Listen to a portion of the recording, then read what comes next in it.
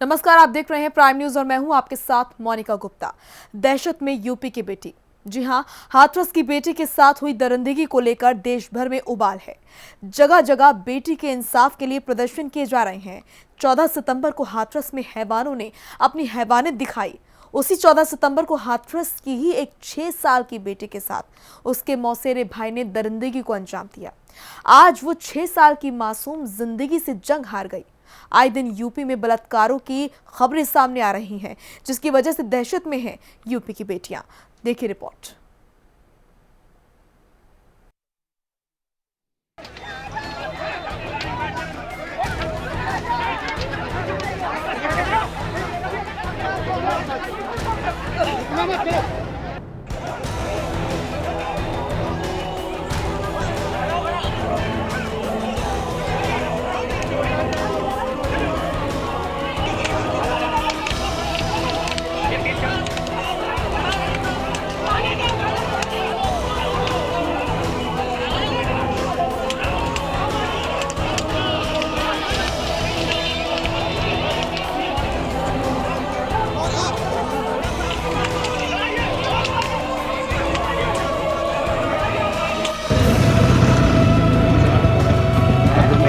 महिला को बचा ली थी।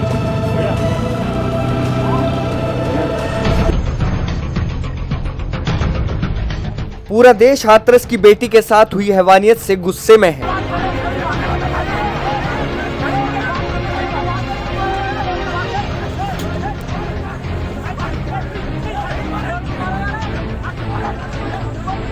लगभग पूरे देश में ही बेटी को इंसाफ मिले, इसके लिए प्रदर्शन हो रहे हैं।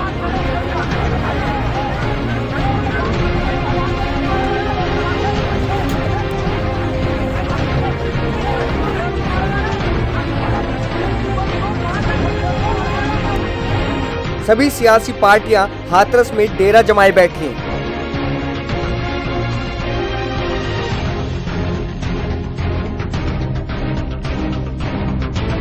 बड़े बड़े नेता अपनी सियासत चमकाने के लिए पीड़िता के परिवार से मिल रहे हैं।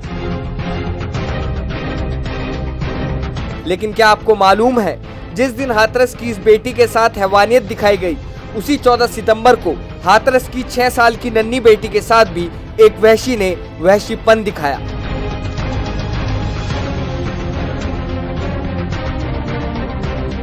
वहशीपन दिखाने वाला कोई और नहीं, उस नन्ही सी जान का मौसेरा भाई है। जी हाँ, जिस भाई की कलाई पर राखी बांधकर वो भाई से अपनी रक्षा करने का वचन लेती थी, उसी भाई ने उसकी इज्जत के साथ खिलवाड़ किया, उसके साथ घिनौना काम किया। जिस बच्ची को बचपन से ही माँ का प्यार ना मिला हो, वो मौसी से माँ की ममता की उम्मीद करती थी। माँ की ममता से बच्ची वंचित ना रहे, इसके लिए पिता ने अपनी फूल सी बेटी को मौसी के घर भेज दिया। लेकिन मौसी के उस वहशी बेटे को इस मासूम पर जरा भी तरस नहीं आया। इस पूरी घटना को अंजाम देने के बाद आरोपी घर पर बच्ची को छोड़कर फरार हो गया। जब इस बात की जानकारी गांव वालों को लगी, तो उन्होंने बच्ची के पिता को इस बात की जानकारी दी। बेटी की हालत को गंभीर देखते हुए उसे अलीगढ़ के जेएन अस्पताल में भर्ती कराया गया। हालत में कई दिन तक कोई सुधार न होने के बाद बच्ची को दिल्ली के सफदरजंग अस्पताल में भर्ती करा दिया गया। करीब 20 दिन तक जिंदगी और मौत से लड़ने के बाद वो बेटी जिंदगी की ये जंग हार गई। इगलास थाना चैत्र में है। 20 दिन पहले एक छोटी सी बच्ची है, उसका साहब मौसी के लड़के ने उनके साथ गलत काम किया है। उसका आधार पर पुलिस ने एफआईआर दर्ज कराया। एफआईआर दर्ज करने के बाद पुलिस ने उसका जो साहब मौसी के लड़के के जेल भेज दिया और उसको मौसी के ऊपर भी नामजद एफआईआर है। मौसी के पकड़ने के लिए पुलिस ने टीम गठित किया है और उस लड़की के पिछले 10 दिन से इलाज हुआ है। वो 4 साल की मौसम बच्ची है, उसका हालत बहुत गंभीर था और बहुत क्रिटिकल था। उसका इलाज का दौरान उसका कल सफदरजंग हॉस्पिटल में मृत्यु हुआ और पोस्टमार्टम कार्रवाई हुआ। पोस्टमार्टम कार्रवाई करके अभी पुलिस ने विधिक कार्रवाई कर रही है और उसको मौसी की गिरफ्तारी करने के लिए टीम गठित किया मैंने। और एसएचओ ने इगलास ने पिछले 10 दिन से उसका मौसी का अभी तक गिरफ्तार नहीं किया, उसके लापरवाही बरतने से उसका निलंबन किया है। बच्ची की मौत के बाद गुस्साए परिजनों ने शव सड़क पर रख धरना प्रदर्शन किया। बच्ची के पिता ने इगलास के एसएचओ पर संगीन आरोप लगाए हैं। शव के साथ धरना दे रहे बच्ची के परिजनों ने कहा कि सूचना मिलने के बाद इगलास एसएचओ पीड़ित पिता के पास पहुंचे और पिता से जमकर गाली गलौज करने लगे। इतना ही नहीं, बच्ची के पिता को धमकाते हुए गलत रिपोर्ट लिखाने की बात तक कह डाली। पुलिस का दावा है कि घटना के 3 दिन बाद आरोपी को गिरफ्तार कर जेल भेजा जा चुका है, जबकि पिता का कहना है कि जिस आरोपी को जेल भेजा गया है उसने बच्ची के साथ रेप नहीं किया। जिसने रेप किया है वो आरोपी अभी तक गिरफ्तार नहीं किया गया। लड़के ने लड़की रख ली, उसने बहला करके और मेरा घर बननो लाली रह जा उसके साथ बलात्कार किया उसके लड़के ने, कृष्णा ने। और हमें को मालूम नहीं पाड़ी, बिल्कुल कोई मालूम नहीं थी। वो तो गांव वालों ने पता पड़ा उनको, जब पुलिस बुलाई पुलिस ने ले गई अलीगढ़। तो आपकी घरवाली खत्म हो गई। इतने बड़े कीड़े कब खत्म हुई थी? 18 जनवरी को खत्म हो गई साहब। जनवरी को कहाँ है यार? ये कब ले गई थी मौसी? इनकी मौसी कब ले गई थी इनको? 3 महीना हो गए। अच्छा, इसकी एक बहन और है वहाँ पे? इसकी एक बहन और है वहाँ पे? हाँ। तो आपकी मांग क्या है? मेरी मांग ये है साहब कि पहली बार तो मेरी बड़ी लड़की आनी चाहिए यहाँ, दूसरी बार उनका जो अपराधी हैं वो जेल भेजे जाएं। अपराधी शायद एक जेल पहुँच चुका उसमें। वो तो पागल लड़का भेज दिया उन्हें। वो तो उसने तो वो नहीं है, जो लड़की ने मेरा ना कृष्णा का नाम लिया, वो भेज दिया पागल। अच्छा, एक भाई पागल भी है उसका? वो उसके दिमाग में चोट लग गई तो वो उससे पागल सा है। और एसओ साहब ने बिल्कुल मेरी सुनाई नहीं की है, बिल्कुल सुनाई नहीं। कल जब मुझे लड़की ख़त्म की सुनी तब एसओ साहब मेरे पास पहुँचे और नहीं मुझे गाई दी है। पहले मैं फटका रहा हूँ, मैं 50 आदमी मेरे साथ, और बोले साले कदी रिपोर्ट भाग यहाँ से। कौन से थाने का? इगलास। फिर यहाँ आपने जाम क्यों लगा रखा है? यहाँ पे जो यहाँ जाम जो लगाया, सुनो मेरी कोई सुनाई नहीं हो रही है बिल्कुल। क्या सुनवाई करना चाहते हैं आप? करीब 25 दिन हो गए। क्या सुनवाई करना चाहते हैं? ऐसा करना चाहता हूँ, मेरी लड़की यहाँ चाहिए यहाँ, और जो अपराधी हैं वो जेल भेजे जाएं, वो लड़का वहाँ से छोड़ा जाए और मेरी लड़की यहाँ बुला ली जाए, अपराधियों और जेल भेजा जाए, और जो मेरी जो कुछ हो आपकी राजी है। वो हाँ एसओ साहब सस्पेंड चाहिए, क्योंकि मुझसे बहुत बदतमीजी की है। आप रात से यहाँ बैठे हैं तो यहाँ प्रशासन क्या कह रहा है आपसे? कचून मान लो, बोले दखना दो। मैं न दखनाऊंगा साहब तब तक जब अगर जिला अधिकारी साहब नहीं आ सकते हैं यहाँ तक, और मुझे मान लो मुझसे कह रहे हैं दखना दो। मेरी पब्लिक साथ कितनी यहाँ खड़ी है, रात से पूरी रात इतनी हो गई, और डीएम साहब वहीं बैठे अपनी, यहाँ नहीं आ सकते। इस पूरे मामले पर जब हमने अलीगढ़ के जिला अधिकारी महोदय से बात की तो उन्होंने हमें बताया कि पीड़ित परिवार को 10 लाख रुपए की सहायता राशि मुहैया कराई गई। साथ ही इस मामले में लापरवाही बरतने के आरोप में एसएचओ प्रवीण कुमार मान को निलंबित कर दिया गया। इगलास घटना में संज्ञान में आया है कि लड़की के सगे मौसेरे भाई द्वारा रेप किया गया था, और जिसमें संबंधित थाने में जो धाराएं हैं जो मतलब में अभियोग पंजीकृत किया गया है। मुख्य अभियुक्त को गिरफ्तार करके जेल भेजा जा चुका है, और पीड़ित परिवार के लिए पॉक्सो एक्ट के अंतर्गत जो धनराशि 10 लाख की है वो उसे शीघ्र उपलब्ध कराई जा रही है, और घटना में लापरवाही बरतने में एसएचओ इगलास को निलंबित किया गया। यूपी में लगातार बढ़ रहे बलात्कार के मामलों से यूपी की हर बेटी दहशत में जी रही है। सूबे की हर बेटी इस डर के साथ घर से निकलती है कि ना जाने कब किस हैवान की नजर उस पर पड़ जाए। बलात्कार की घटनाएं रुकने का नाम नहीं ले रही हैं। वहीं अलीगढ़ के इगलास थाना क्षेत्र में एक 4 वर्ष की मासूम के साथ में हैवानियत की जाती है। हाथरस मसला अभी निपटा भी नहीं था कि जिस तरीके से जो बलात्कार पीड़िता थी उसके घर पे तमाम मीडिया और तमाम राजनेताओं का जमावड़ा लगा रहा था। उसके अलावा मैं आपको बता दूं कि इगलास जो कोतवाल थे वो तत्काल जो है प्रभाव से एसएसपी मुनिराज जी ने उन्हें निलंबित कर दिया है। उसके अलावा जो जिला प्रशासन अलीगढ़ है उसमें पीड़िता के जो परिवारीजन है उन्हें 10 लाख रुपये की जो है सहायता राशि मुहैया करा दी गई है। उसके अलावा सबसे बड़ी बात देखने में आ रही है कि जिस तरीके से बलात्कार की घटनाएं उत्तर प्रदेश में बढ़ रही हैं, वहीं अलीगढ़ भी जो है से अछूता नहीं है कि तमाम जिस तरीके से हैवानियत उस मासूम के साथ करी गई। 8 से 10 दिन वो अस्पताल में एडमिट रहने के बाद में JN मेडिकल कॉलेज में उसने जो है देर रात दम तोड़ दिया। वहीं जो है प्रदेश सरकार पे सवालिया निशान खड़े होते नजर आ रहे हैं कि हाथरस की राजनीति अभी बलात्कार जैसे घिनौने अपराध को लेकर नहीं थमी थी, बावजूद उसके अलीगढ़ में ये इस तरीके का दूसरा मामला बिल्कुल निकलकर सामने आया है। अब ऐसे में देखने वाली बात ये होगी कि उत्तर प्रदेश सरकार अपना दामन इन बलात्कार जैसे घिनौने अपराध से कब तक पाक साफ कर पाता है। प्राइम न्यूज़ के लिए विश्व प्रताप सिंह राघव, अलीगढ़। हाथरस की बेटी की मौत के बाद सभी राजनीतिक दलों में पीड़ित परिवार से मिलने की होड़ सी मची हुई है। कांग्रेस हो या सपा, रालोद हो या भीम आर्मी, हर कोई हाथरस कांड पर अपनी सियासी रोटियां सेकने में लगे हैं।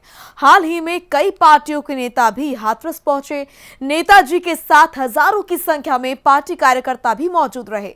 कई बार बेकाबू हालात इतने बेकाबू हो गए कि पुलिस को लाठीचार्ज करना पड़ा। चलिए दिखाते हैं आपको हाल ही में जो हाथरस में क्या कुछ सियासी ड्रामा हुआ, वो नजारा आपको दिखाते हैं।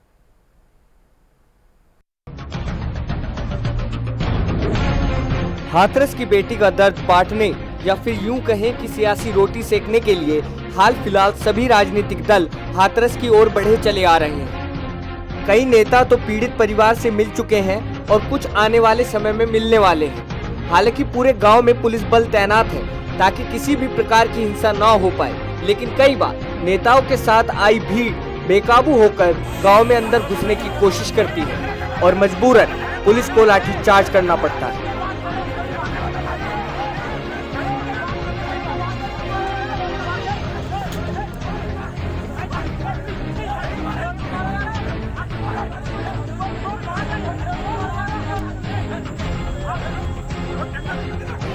हाल ही में राष्ट्रीय लोकदल पार्टी के राष्ट्रीय उपाध्यक्ष और पूर्व सांसद जयंत चौधरी पीड़ित परिवार से मिलने के लिए हाथरस पहुंचे। जयंत के साथ पार्टी के हजारों कार्यकर्ता भी मौजूद थे।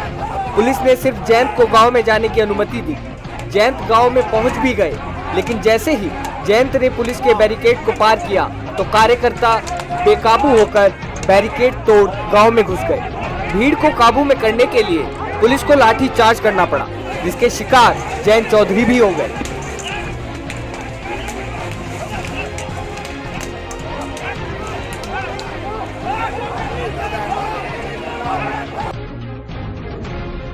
वहीं दूसरी तरफ आम आदमी पार्टी के सांसद संजय सिंह भी हाथरस में पीड़ित परिवार से मिलने पहुंचे। संजय सिंह के ऊपर एक शख्स ने काली स्याही फेंकी। ये घटना पीड़िता के गांव के बाहर हुई। स्याही फेंकने वाले आरोपी का नाम दीपक शर्मा बताया जा रहा है, जो एक हिंदूवादी संगठन से जुड़ा है।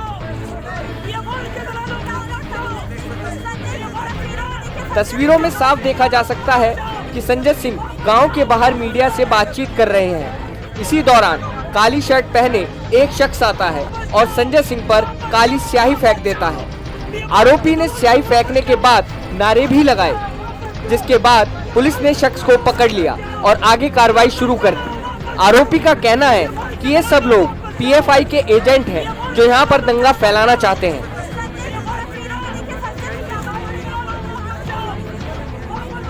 ये PFI के दलाल हैं, PFI से पैसे लेकर यहाँ दंगा भड़काना चाहते हैं, यहाँ दंगा भड़काना चाहते हैं। ये PFI से पैसे लेकर के दंगा भड़काना चाहते हैं। ये मैडम PFI से पैसे लेकर महिला प्रगतिशील संगठन की महासचिव अनीता कौशिक भी पीड़िता के परिवार से मिलने पहुंची। उनका कहना है कि पुलिस ने पीड़िता और उसके परिवार के साथ असंवेदनशीलता दिखाई है। परिवारजनों से बात करके हमको ये जो अनुमान था हमारा, वो हमारा यहाँ आकर पुख्ता हुआ कि प्रशासन ने जिस दिन से घटना हुई है, पुलिस ने जिस दिन से बच्ची थाने में पहली बार गई है, तब से लेकर उसके अंतिम संस्कार के दिन तक पुलिस और प्रशासन ने भारी असंवेदनशीलता और लापरवाही का परिचय दिया है।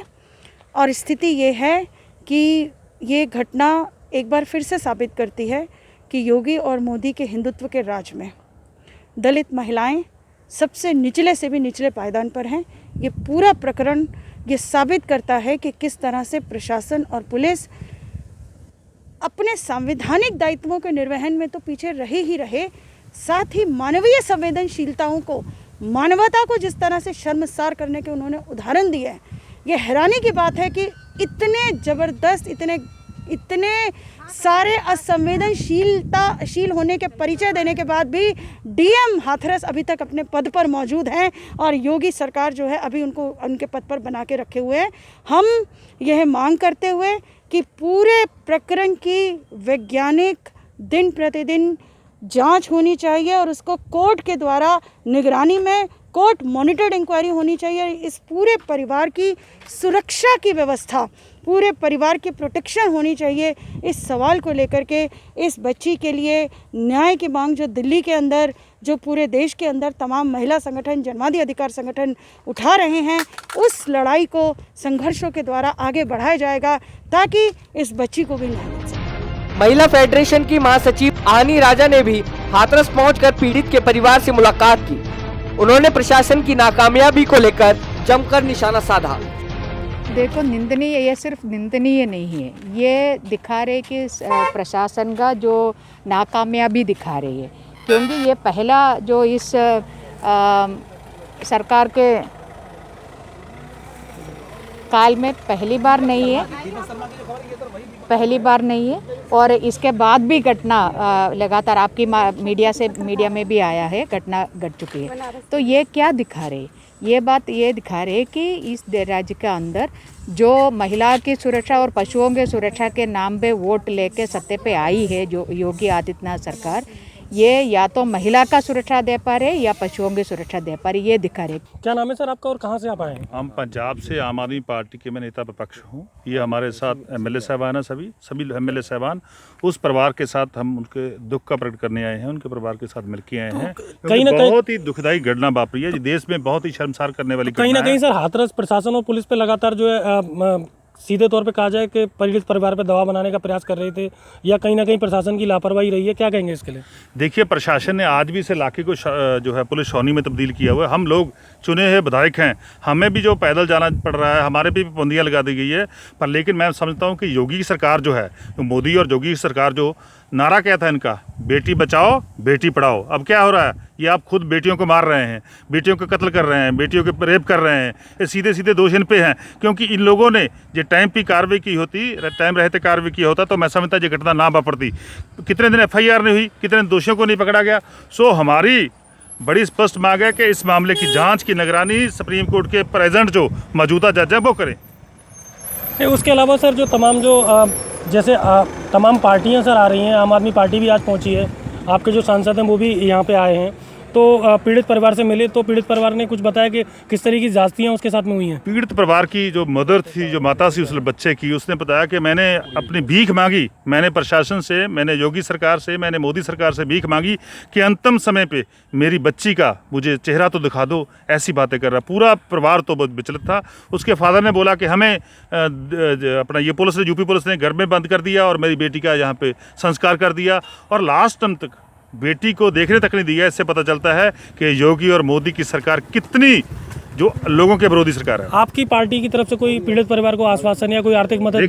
देखिए आम आदमी की तरफ से हम उसको लीगल जो असिस्टेंट है, कानूनी जो सहायता है वो हम मुफ्त करेंगे, उनको बोल दिया गया है। और परिवार की सुरक्षा की जिम्मेदारी जो है यूपी सरकार की होनी चाहिए और 22+ सिक्योरिटी इस परिवार को मिलनी चाहिए। तो कहीं ना कहीं सर यूपी सरकार में जो है तमाम गुंडागर्दी चरम पे है, अपराध बिल्कुल जो है थमने का नाम नहीं ले रहे, तो कहीं ना कहीं सवालिया निशान उत्तर प्रदेश सरकार पे खड़े हो रहे हैं।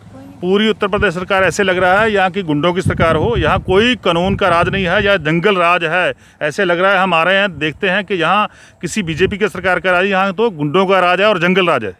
बिल्कुल सीधे तौर पे जो आम आदमी पार्टी के जो विधायक हैं पंजाब से, उनका सीधे तौर पे कहना है कि उत्तर प्रदेश में जो है लगातार जो है जो गुंडा राज कायम है। उसके अलावा तमाम राजनीतिक पार्टियों के जो पदाधिकारी हैं, तमाम विधायक हैं और विपक्षी तमाम जो है वो पीड़िता के घर पहुंच रहे हैं, पीड़िता को सांत्वना देने हैं। उसके अलावा सीधे तौर पर लोगों का यहाँ तक कहना है कि जिस तरीके से आधी रात में पीड़िता के सबका अंतिम संस्कार कर दिया गया, परिजनों को उसका मुँह तक नहीं देखने गया। ऐसे में आखिर क्या ऐसी जल्दबाजी थी हाथरस प्रशासन और पुलिस के सामने, ऐसी कौन सी मजबूरी थी कि लगातार लगातार जो है कि तमाम जो राजनीति जो उठापटक है वो काफ़ी तेज़ हो गई है और उसके अलावा जो चुनावी सरगर्मी है वो भी काफ़ी तेज़ हो गई है। और जो आमजन की अगर बात करें तो आमजन में इस घटना के बाद में तमाम ज़्यादा रोष व्याप्त है। और उसके अलावा जो पीड़िता के घर की अगर बात करी जाए तो पीड़िता के परिवार को जो है सरकार द्वारा सुरक्षा मुहैया करा दी गई है। उसके अलावा एक सब इंस्पेक्टर के अलावा तकरीबन 4 कांस्टेबल उसके घर बैठा दिए गए, जिससे कि जो भी उसके परिवारजनों से कोई मिलना चाहता है तो उसका नाम, पता, मोबाइल नंबर के साथ में उससे एंट्री दी जाती है, उसे सीधे तौर पर प्रवेश दिया जाता है। ऐसे में देखने वाली बात ये होगी कि आखिर पीड़िता को कब तक न्याय मिल पाएगा और पीड़िता के परिवार की सुरक्षा को लेकर उत्तर प्रदेश सरकार कब तक अपने वादे पे खरा उतरेगी। प्राइम न्यूज़ के लिए विश्व प्रताप सिंह राघव। चलिए फिलहाल रुक रहे एक छोटे से ब्रेक के लिए, फौरन लौटेंगे।